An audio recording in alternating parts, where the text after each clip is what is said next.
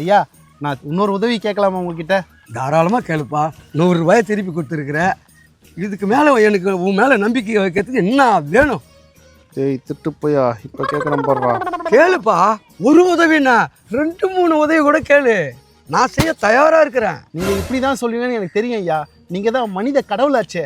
ஐயா ஒன்றும் இல்லையா, என் குழந்தைக்கு பால் டப்பா வாங்கணும், கொஞ்சம் பொருள்லாம் வாங்கணும்.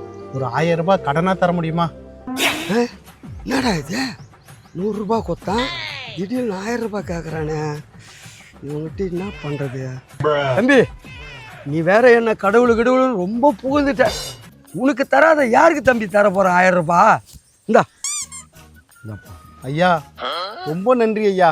ஆபத்து காலத்தில் உதவி இருக்கீங்க ஐயா. இதை நான் என்றைக்குமே மறக்க மாட்டேன். என் கடைசி மூச்சு இருக்க வரைக்கும் கண்டிப்பாக மறக்க மாட்டேன் ஐயா.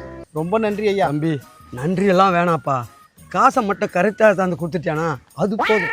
ஐயா ரொம்ப நன்றி ஐயா. அடுத்த 10ஆம் தேதி காசை கரெக்டாக வந்து கொடுத்துட்றேன். வரேன் ஐயா. பத்திரம் போயிட்டு வா தம்பி. ரொம்ப நல்ல பையனாக இருக்கிறான். 100 ரூபாய் எப்போ வாங்கினா நமக்கே தெரியாது, ஆனால் அதே கொடுத்துட்டான்.